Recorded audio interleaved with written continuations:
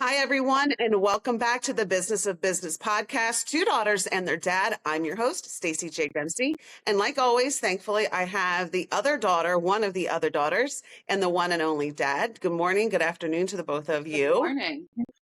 Good afternoon. And we're super excited today because we have a very special guest with us. His name is Ryan Peeters. He is the owner of Path to Movement. And so welcome, Ryan. Welcome to our podcast. Morning, everyone. Thank you for having me. Absolutely. So why don't you share a little bit with our listeners about your business and where you are located? Yeah, absolutely. So I own Path to Movement Health and Wellness, which is for runners, active adults, and just fitness-minded people who want to overcome injuries and move better so that they can enjoy the things that they love doing.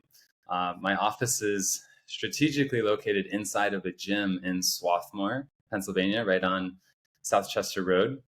Part of the reason that I decided to do that was so that way we can bridge the gap between, traditional rehab and physical therapy and actually getting into personal training, fitness coaching, things that are more proactive. So that way people have, longevity in the sports and the activities that they do, or just wanting to be able to, keep up with their kids, their grandchildren, and not feel the effects of old age. We love that. That's amazing. So what initially started, what kind of propelled you to want to start this business? Was there maybe a gap in the community that you saw? Was it a lifelong dream? Maybe share a little bit with us about kind of what propelled you into starting your own business. Yeah, I mean, going like way back to just entering into PT school, like I've always had a passion as an athlete to, want to challenge myself and really help others. That's kind of what drove me to a career that's in the healthcare field, which I should kind of spin off of that because right now I feel like it's traditionally sick care. It's not even real healthcare anymore. And part of my changes through my career was working in multiple different settings, working for multiple different, corporations and businesses. And it started with a big like disappointment and just frustration in what I could provide to people. I just felt like I was triaging. I was constantly under productivity standards of having to see so many people a day. And I didn't really feel like I was actually helping people. So, I left a part of my career behind to move towards something that offered more flexibility in my life. And that was at the time of like just before COVID. And I worked in a home health agency. So I was working in some pretty impoverished, like low socioeconomic status places in Southwest and West Philadelphia, where people who were not really concerned about their health at all. And it felt like glorified babysitting sometimes of just managing people's medications and helping them to be safe. And I was just very dissatisfied with that work. I felt like I was tolerating the job just to have some flexibility at home. And I was quickly burning out as my profession. I was only 28, 29 at the time. And I just felt like this is not where I wanted to be. I talk about COVID a lot because it was a crisis that really opened a lot of cracks into like how things operate.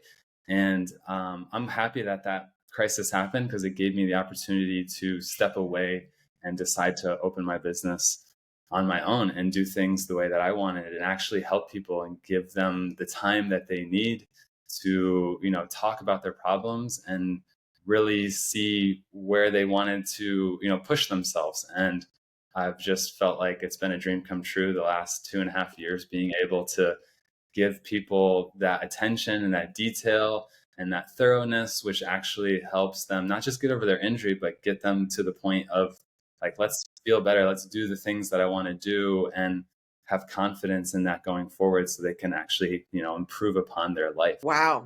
I feel like that was a whole nugget alert. What do you think, Dad and Jen, right? Maybe we haven't shared it, but anytime someone says really something very powerful or very impactful, or like, oh, that's a nugget alert. So we'll have to ask our producer to just carve that what you just said out. That was a whole nugget alert. So that was really amazing. I think it's really interesting too how you were working, you were doing the things that I'm going to assume you were trained to do, you went to school for, and just this almost realization as you were in it of how not only it was making you feel of not feeling like you being helpful, but then also realizing that this is something, that people can improve upon and I can be of service is kind of what I'm hearing from what you're sharing. And I think a lot of the business owners that we've talked to, they've kind of had that realization while they're in something that like this just isn't, in my words, this just ain't it. This is just not really where I want to be and how I can be, best used. Um so so how long have you been in business now for yourself? You mentioned COVID, so I wasn't sure if it was in 2020 that maybe you started your business, or so when did you officially start? Yeah, 2020, January 1st, 2022. So New Year hit and I decided to start seeing clients. So I had kind of slowly worked in the background through the end of 21 on figuring out the logistics. What do I need to operate my business legitimately? Who could I bank on to kind of help me through this process of like, what's it like to run a solo practice where you try to help people from kind of the sales mindset of like, what's really important? Because a lot of people, when they choose to work with a PT or a personal trainer, it's very, um, it can be very surface level. Like, I just want to get fit, or I just want to lose weight, or I just want to get out of pain. But having that ability to be like, well, why? Why is that important to you? Like, what's at stake if you can't get fit? What's at stake if you can't get out of this pain? And that brings kind of a deeper connection with my clients to really want to have more of a long-term relationship. Like, yes, I don't want to like just work with people forever. Like, that's not the point. But if you really have high, hard goals that you want to hit, let's talk about that. Let's strategize ways that we can not just help you through, like for the runners I work with, this half marathon, but what's next? What's after that? So just trying to have that kind of long-term vision was really, really important. That's great. And we often talk on this podcast about the power of relationships. And obviously Dad and I, can talk from our business standpoint. Obviously Dad's been in business for almost 40 years now. So, and he has clients he's had since Dempsey Waste opened. So truly a relationship business. Same with Jennifer. And so it's so I think it's so impactful that what you said, to having a deeper relationship, because you're right. I mean, a number of years ago, I was that person that was like, I just want a trainer and I want you to like, you lose the weight for me is kind of what it was all surface. And obviously that didn't, that did not last, but it's like, I think it's just very impactful that no matter what industry, that there is a relationship that can be built and have a greater meaning to what you're doing. So Dad, I feel like maybe you're leaning in here. There's so many things that Ryan has said so far, right? That we've talked so much about on our podcast. So I feel like maybe you and Jennifer are leaning in on some things that are resonating with you guys. Sure. So I Sure. loved hearing your story, Ryan. And so I'm curious, you went to school. And so when you got done school, you didn't just jump right into entrepreneurship. You shared kind of about your journey, working at different places, trying different things. What did you learn from that experience before you opened your business? Maybe from, if you had anyone in like a mentorship role, or just kind of learning about the business side that prepared you to open your own business. Did you find that that was kind of crucial in your journey to kind of learn what it's like to have a business and learn the business of before you went and branched off on your own? Yeah, I reflect on that because coming out of school, I never saw myself as opening up my own business. I kind of more or less saw myself as niching into a specialty, like connecting with specific people and that being, like athletically minded individuals who, want to keep doing what they want to do. And I saw myself more or less working through the ranks of a company and just like building my credibility and reputation amongst a company. But things changed, the company changed, owners changed, a lot of things happened that did not steer me in a direction that felt like it was connecting with my passion. So I got lots of reps in with like care and building trust with people, and I saw how I didn't want things to run. So I wasn't really until probably 8 to 9 years out of school that I was like, okay, enough is enough. I can't go back to working for somebody else. I have to figure out a way that I can do this on my own, because I know exactly what I don't want. It was hard in that process to envision what I did want, but I figured I'm resourceful enough. I have some experience, like I'm not just fresh out of school, like I know how to help people. So I, leaned on some people that I went to school with who had owned their own practice, and started to just talk to them and say, hey, like, how did you do this? Like, what did you need to do first? Like, what were kind of some of the things that you thought about when you opened your business? So that was crucial. That's great. That's great. Dad's Yeah, I leaning mean, in. Dad's leaning in. I'm leaning in because again, this is really fits right into what this podcast is all about. Talked about, your passion to help people, to really serve the community differently than what, traditional healthcare would do in that space, the physical therapy space. And you're good at it. Obviously you're very good at it. So, that is the output of your business, right? That's who you are. But this podcast is right. Okay. So you're very good at that, but now there's the business of business. There's what you do. That's your passion. That's your skill set. But now how about the business of doing what you're doing? So like Jennifer said, or ask about, getting input or getting coaching, being mentored. So what's kind of been, kind of the big aha moments, maybe of starting your own business? What's taking you by surprise? What's maybe went a little easier than you thought? Um, just share kind of the journey around the business side. Yeah. So, I mean, I think that relates to being really specific with who your audience is. That took me a while to really grasp. At first, coming from a business or coming from working for somebody who I didn't have to market, right? I didn't have to, just people come in the door and you just see them. So I thought, when I open my own business, I'll just see whoever, right? Like I'll just work with whoever is in need of my services. And what I realized quickly is that I had a megaphone broadcasting to just the whole world, and I'd get some hits here and there. And through that process, I will say during my first year, I did do some coaching, I did do mentorship. So I did help hone my message and hone my avatar, so to speak. So I knew exactly who I was talking to. I would say it took me into probably my second year to like, okay, I need to be even more specific. And that's where I've built more of a niche and credibility with runners. But I'll say through that process has opened up this whole, systematizing of things, which is really been helpful.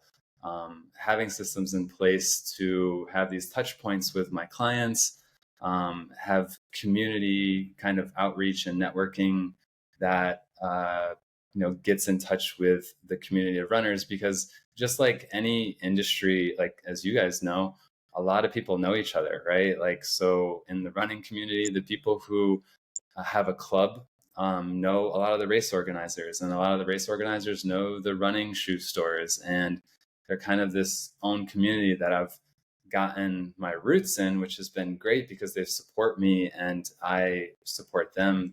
We have a mutual kind of relationship, and that's just, I feel like right now where I'm in my business, that's everything. It's just the impact with the community and maintaining those relationships, because at the end of the day, I want to be able to help the community. I want to be able to be a resource, not just a service. So I feel like that's the part of my business now, is just honing in on my systems and making sure that I am connecting with the right people in my community. Say your line, Dad.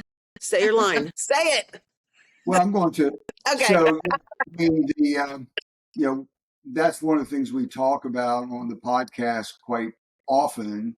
Is there's establishing goals, there's establishing benchmarks, but at the end of the day, the key word you used there was systematize or systems, because it's the systems that get you ultimately to your goal. And I think where a lot of entrepreneurs um, can make a mistake is they set goals and benchmarks, but they don't really spend the time on establishing a day-to-day system to get themselves there.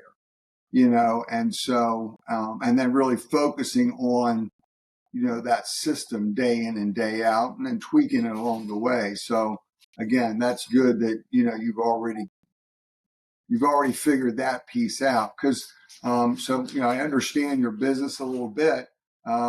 So because right now you have no employees, correct? Correct. Right. So you're kind of wearing all the hats of your Exactly. business. Yep. Right. I mean, you're seeing the patients, you're doing the marketing, you're doing the social media, you're doing the networking, you're doing the book work, the billing, all of that, correct? Yes, I'm the technician, the manager, and the visionary. Yeah. Right. So how do you see, again, it's, because one of the things we talk about often on the podcast is, at what point do you make that reinvestment back in your business, realizing that, starting out, you might have to wear all those hats, but at some point that probably is going to stymie growth. So, have you kind of got a plan of action for that, to where you think, okay, once I hit a certain point, I can, begin to expand?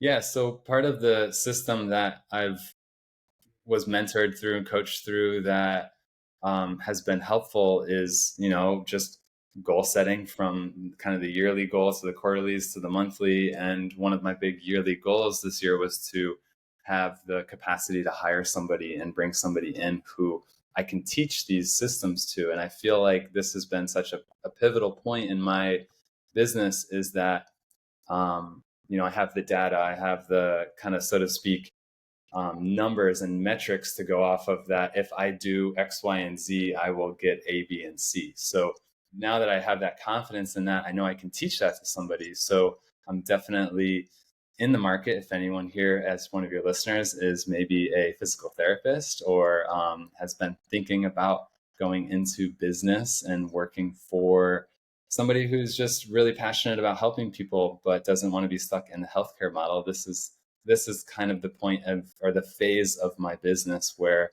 I am definitely looking to bring somebody on to help, because I don't, to your point, right? Like, I am the business. That's not my long-term goal. I don't want to just be being the face of, Path to Movement. It's meant to reach more people, and I can do that with a team, right? And I know that I'm just at this point now where I'm ready to hire and kind of strategize ways to grow and keep adapting these systems. That's great. Relate to where you're at right now. I think when we talk about systems, or just kind of like managing our time as entrepreneurs, you're always going to have so many different hats that you wear. Sometimes you can pull stuff off of your plate. Sometimes you have to add more stuff onto your plate. And, for the longest time in my business, it would be, I didn't have like a schedule for the different hats that I wear inside of the business. It would be like, let me do a haircut and then come back and pay a bill. And I was just all over the place.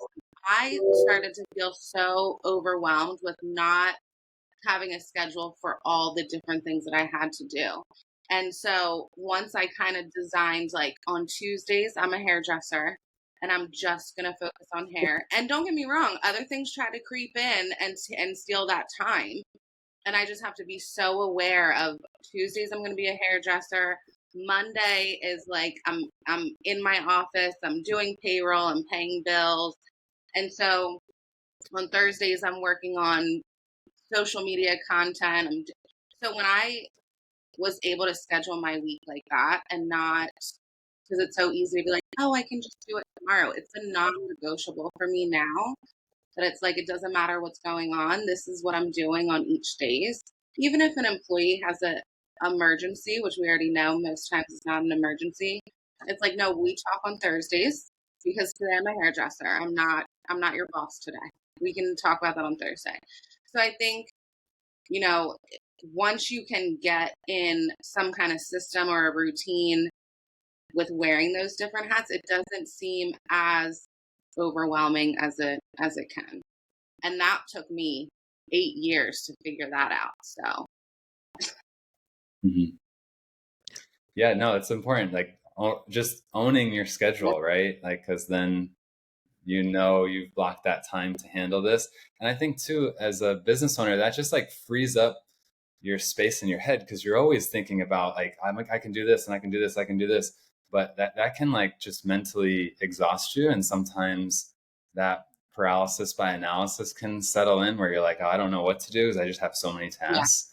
But if you can really hone your schedule and own it, that definitely helps. And I think much about work-life balance. I know that's like a major hot take nowadays. And I remember I'm so used to working 10, 12-hour days that I constantly have like a to-do list, right? Oh, I think I just threw it out. But I always have like things I can't forget that I have to do. And I would not leave the salon until everything on my list was done. So even if I just did, 10 hours worth of hair, I'm still staying till 10, 11 o'clock at night to do the things that I needed to do because that made me feel better. Now it's like, you kind of have to let go, like this just didn't happen today. And so I'm going to focus on it tomorrow. And that's kind of a way to avoid burnout as well. It's like sometimes it's okay to take a step away and say, I'm going to just revisit this tomorrow.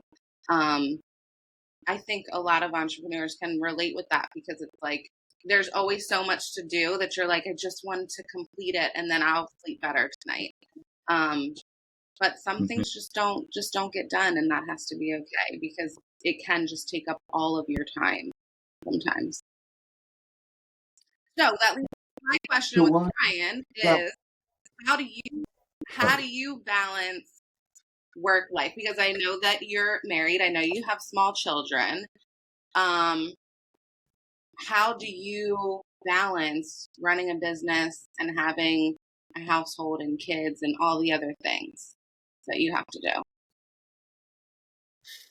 Yeah, somebody said something to me a while ago that's like, and don't get me wrong, like I have to-do lists too, and I used to do this, but like the fact of you are your schedule, not your to-do list. Like your to-do list is always going to evolve and change, but if you just own your schedule, that's really what gets done. And I've been way more strict on like, hey, these are the hours that you can book with me. I'm not changing. I'm not gonna see you on a Tuesday evening if I see clients on Mondays and Wednesday evenings. Like, so I've really just been strict.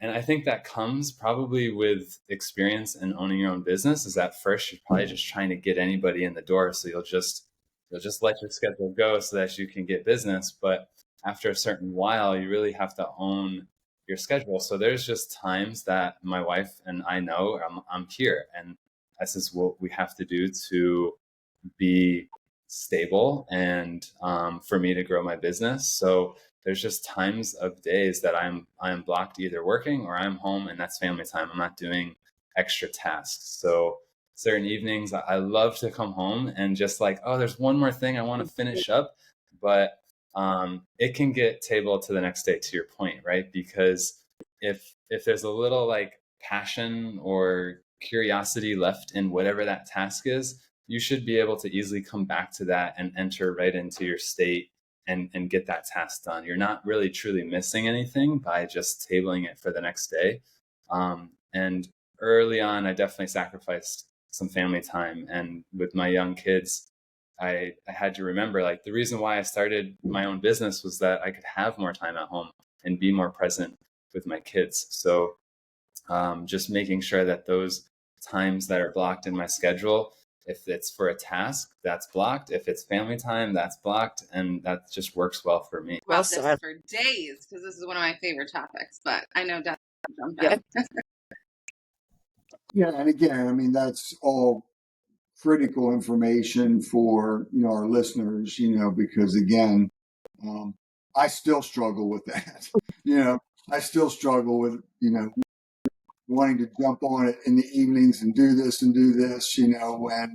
um, when I should be, just having downtime or family time, that type of thing. So it's not easy, uh, especially like I said, when you kind of have this stuff going on in your mind that that gets neat to get done. But so what's been what's been the biggest hurdle for you in the in running your business day to day?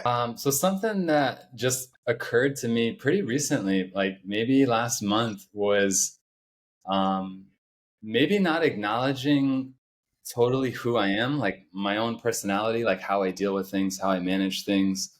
For example, I can be a bit of a perfectionist when it comes to writing a newsletter, like sending something out to clients or creating something on social media. And I realize that I will like just stare at something until it's perfect. And I realize that I'm literally just like wasting time sometimes on it being the absolute perfect wording, the perfect message, the right photo, whatever it may be, that I'll just sit on an idea for way too long instead of just put it out there, see what happens, come back to it, measure it, see how it did, and change it. And I think that's a hurdle that I'll probably continue to struggle with because I like things that look neat and orderly and organized. But it occurred to me when I was working with a high school cross country team that I was going to come in and help assess some of their gates and give them some insights on what they could do to reach a little higher performance. And I made this wonderful spreadsheet of like this coach would be able to see all these numbers and all these metrics. And I was just staring at it. I was like, Ryan, this is good. Like this is the first time you've done this. Just step away and like we'll come back to it. Like otherwise I would have just stared there for like another hour. I would have spent extra time and energy and frustration on like, is it good enough? Is it good enough? And I'm starting to learn now that like, if the heart's in the right direction and you have some things to go off that work before, just put it out there. Just get it out there. Like, there's always tweaks that you can make, but don't shoot yourself in the foot and just sit on something when you could be sharing. Wow. That is So so good. yeah, last question for me is, I mean, for our listeners who are, just starting into entrepreneurship or thinking about entrepreneurship, what would be, from your experience, if you had a do-over, what would be something you would have done differently at the beginning? Yeah, I probably would have read some books earlier on. I like to talk about E-Myth a lot because that's Michael Germer's entrepreneurial myth about like I started the business as like a quote unquote technician. Like I was good at doing those things. So I never saw it from like a pie chart of like you are a technician, a manager, and a visionary. So I didn't schedule time to be a visionary or like how is this business going to evolve. I didn't schedule as much time as a manager to look at my metrics and see what works. I spent 75-80% of my time being a good technician. And I think looking back, like I always had the technician like in the bag. That's what got me through school and into my careers and working in different jobs and helping people. So I think I overemphasized on making sure the product was good or the service was good, and probably not enough time on working on these systems and really seeing how should this business grow from, year 1 to year 5, and what are the things that I should be kind of trying to benchmark my way through that process. Excellent. Yeah. That's that's an excellent observation of your own business. And I think that for our listeners who hear that properly is going to be very beneficial for them, because you're right on.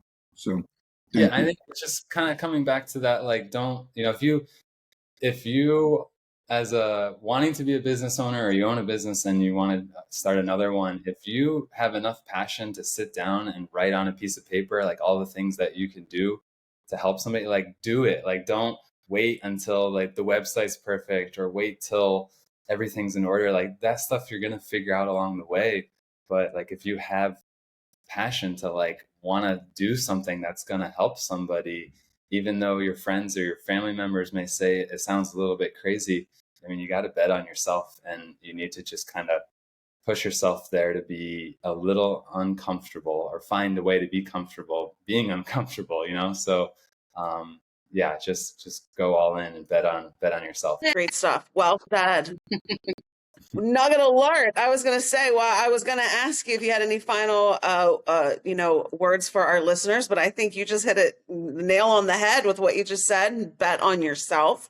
So before we wrap up, I think that we would be remiss if we did not mention that Ryan is married to our sister, Gabrielle, and so obviously super grateful that he's a part of our family, but he's also helped and worked with Dad and our other sister, Emily, and just obviously been just a great person to all of us, but also using his gift to help people in our family. So we hope all of our listeners have found this to be helpful.